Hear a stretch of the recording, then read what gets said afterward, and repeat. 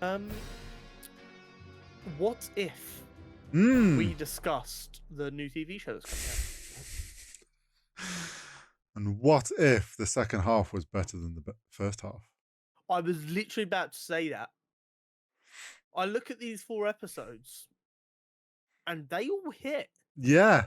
I I would say that the second half, like in the last week when we discussed the first half, there was some we liked and some we were like, yeah, they were Yeah. okay. They weren't anything.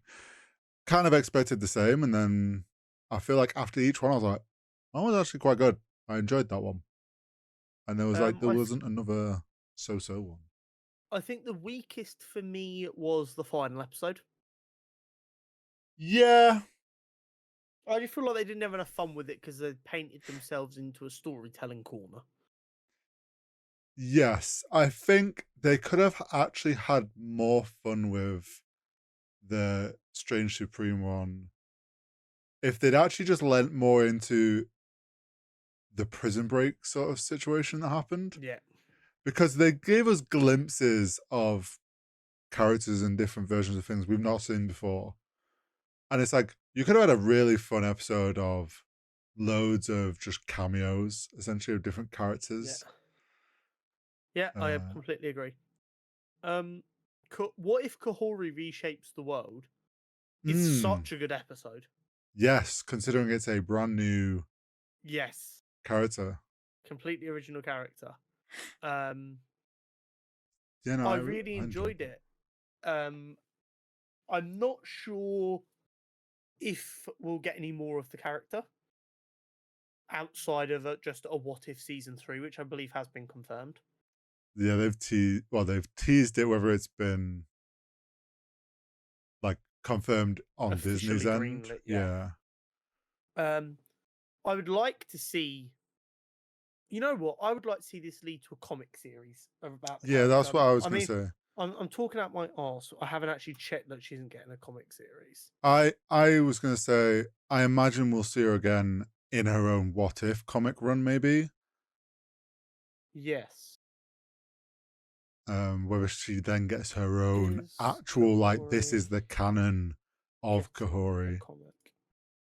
Because Uh, so no, it doesn't look like there is any public plans hmm, to give her a comic run yet. I would be very interested in them giving her a comic run. the question is, so the what if was like, what if the Tesseract ended up on landing on Earth, like the way it did or whatever? Yeah. So in theory, normal Kahori wouldn't have got that. Yes. But is there a world where there is an actual Kahori with powers?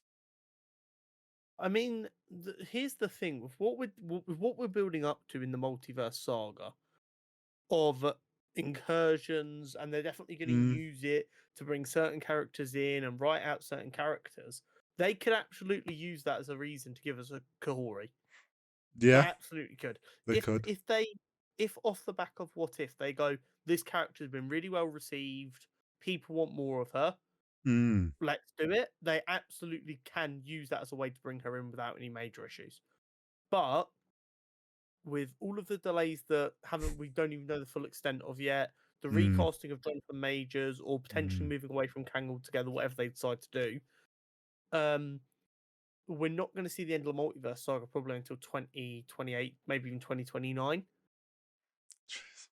Yeah, At which you're point not wrong. it's 5, 6 years since you've seen this character once. Yeah, They you're gonna need to do care. something with her Mm. in the meantime to make people go, yes, I want more of this. Now, if they decide to do a Marvel Spotlight I was series just gonna say they could do a spotlight show. about what she's done after What If, or even another alternate version of the character that gets passed but doesn't deal with Supreme Strange, Mm. and that does really well, maybe then they go, right, there's been something in the middle that's been well received. We want to bring her into the main continuity. But a very, very interesting character nonetheless. Yeah. Oh Um, yeah. and I would like, if there is enough demand for it, and I hope there is enough demand for it, for her to get a comic run, because Mm. that is where you can build a fan base that is then gonna push for the Yeah. projects. And I also feel like with the Native American history and the art styles that you could do for that, you could have a very nice and unique comic come out of it as well. Oh yeah, I definitely can see that becoming a potential comic run. And then we get the episode that when I looked at the list, I was the least interested in, Yeah, I was and ended up unsure. being like a top 3 episode, in my opinion. Yeah, I mean, I it didn't click straight away. I was just like, ah, this is when Odin just like imprisoned her, and then it Yeah. started to click. I was like, wait, no, this is 4-1, Yeah. but it's Hela, and we've happened to land where the Ten Rings are. Very, very good. I really enjoyed it, and I also kind of really enjoyed the character arc they gave Hela. Yeah. um, It was really, really cool. Because at the same like the whole point is in Thor 1, he was banished because of his inadequacies, which mhm, were his ego and stuff. For Hela, that was completely different. It was about her lack of care for other beings, which yeah, means she had to learn a different lesson to Thor, which mhm, meant while there was parallels with Thor 1, they managed to still have a different different, learning yeah, experience, which is so important for making this still a compelling story. And then you also get the added benefit of because of what goes on and her interactions with Wenwu, mm, Wenwu becomes a force for good and not yeah, a force for evil. Um, Going out across the cosmos and by the looks of it, stopping Thanos before he even starts looking for Infinity Stones. yeah, Back when he was doing it planet by planet. yeah. It was an interesting like change of direction for all those characters involved. Um, but I thought, and I enjoyed how they still, like you say, there was parallels with four, and obviously we've got like certain moments from Shang-Chi, like the little heffalump looking thing. Yeah, Um, Trevor. yeah. So yeah, no, I was pleasantly surprised by the Hella one for I sure. also really enjoyed the art style once she reconvened with her helmet of the all white outfit. Yes. Very, very cool. Yeah, that was very cool. Um, then we got the one that I really didn't know what to expect. Yeah, What if the Avengers assembled in 1602? It is not good in the same way a lot of these others are good, where they are like quite interesting concepts and they're like really well told, like the Hela and the Kahori mm, stories, which are like really good stories. That yeah, I'm almost like I wouldn't mind seeing an extended version of that where they can flesh it out a bit more. mm. But this is good because it's just so much fun. Yeah. This reminds me of the zombie one from season one. Yes, just a lot of fun. Yeah, just the thematic fun that they had with Yeah, it. Loki being an actor doing Shakespeare, Thor and Hela as like king and queen, Yeah, Steve as Robin Hood with like Bucky and Hawkeye. Scott as the Merry Men. Yes, What I don't understand is why Sam wasn't one of the Merry Men. Like the that, Merry Men's a yeah, large group. I don't know why they didn't add Sam in there. Maybe they were worried about too many characters. I don't know. maybe. Um, but also like seeing how different alliances landed. Like seeing Yeah, Happy being like the horrible boss underneath Thor mm. and Tony being a bit of like a Da Vinci style character. And Wanda being the classic like medieval king's witch, Yeah, dealing with all the mystical things, and then realizing, oh wait, no, you're turning on the king because yeah. they don't actually care who's in charge. No, I thought it was very fun, and the D&D nerd in me obviously fully enjoyed. What I will say is I don't think they needed to shoehorn in the connection to Peggy. Yeah, it was a bit. There was obviously them leading up to this kind of thing where she keeps saving worlds because she knows Yeah. it's the right thing to do. And obviously, we had the moment where she did at the end of her one, she disappeared into a portal, and we knew that was obviously all right. This is setting things up. And then yeah, they kind of shoved her in, and then there was the reveal that Steve is also not from Yeah, this he got planet. thrown into this world after accidentally hitting Thanos' time stone when he was fighting in Hmm. Wakanda, which is an interesting idea. Yeah, I can the Um, idea of damaging it and then it throws you off somewhere else. it just felt like Peggy was only here so that they had an easy way to connect the end of that straight into the finale.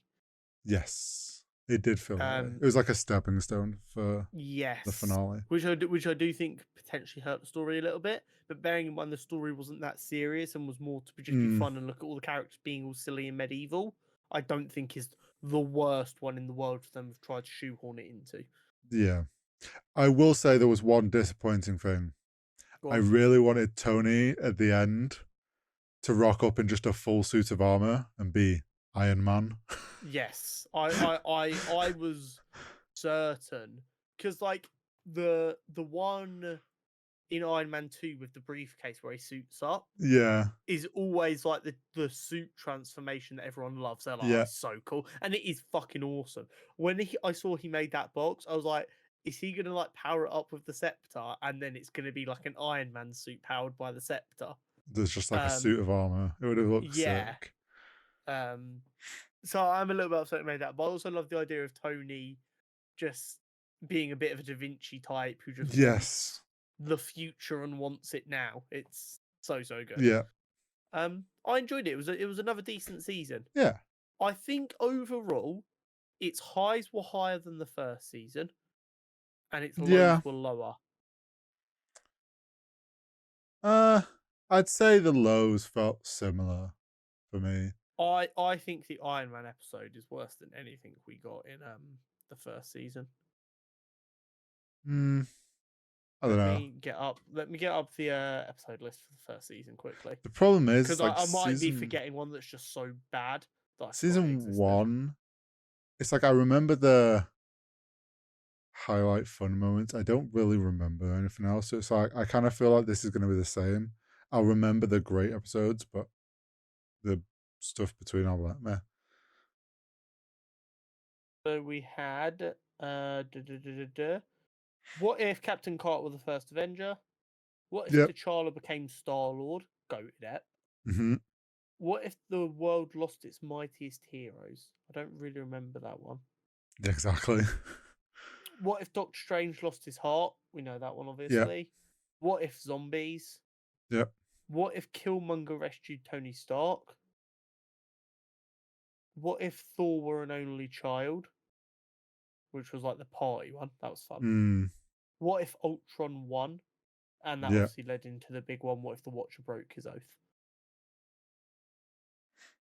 So yeah, I feel like the lows of this will just match up with the lows of the first Yeah, season, that in might that be I'll fair. just forget about them. You just remember the The good, 5 good episodes we get a yeah, season. Yeah. I would like them to try some more out there concepts next year. Apparently, we missed out on a Spider-Man episode, which I'm gutted about. that's a shame. Apparently there's supposed to be a Spider-Man episode that was reportedly similar to a film called A Man of Children or Children of Men or whatever, which, if I'm thinking of the right thing, was a film based on a book about the world basically lost the ability to have children. Ah, So like the youngest person in the world is this massive celebrity.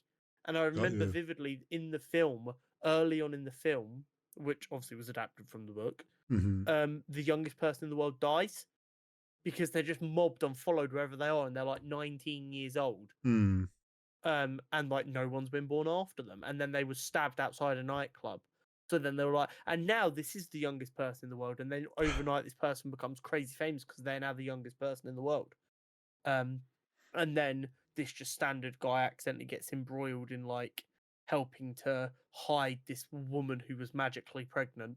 And everyone's like, oh my god, this is crazy. The human race is actually going to survive because it's been 20 years without a kid being born. So everyone was kind of like, yeah, we're still working. Yes, we're still doing the same things we're doing, but everyone's that little bit more depressed because we know we're working for nothing. There's not any family.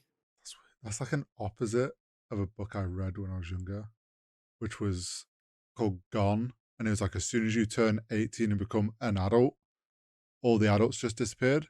So then it became this thing of like kids What if were the like world's run by freaking kids? out as they were getting close to turning 18 because they didn't know what was going to happen.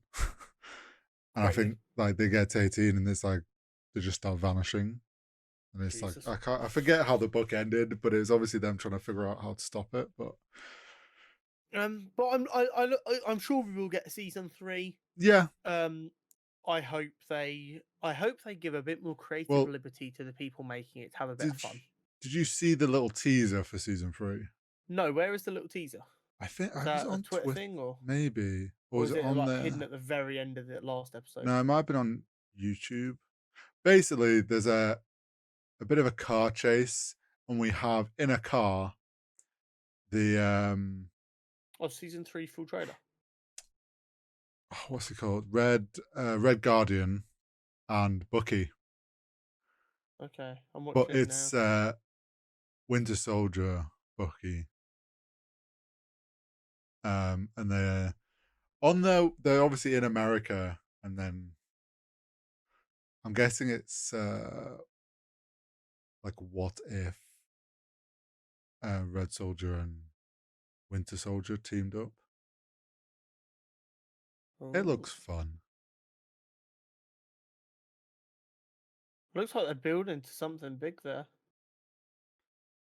It wouldn't surprise me if it's like they're going to build up to Captain Carter versus the Red Soldier or something.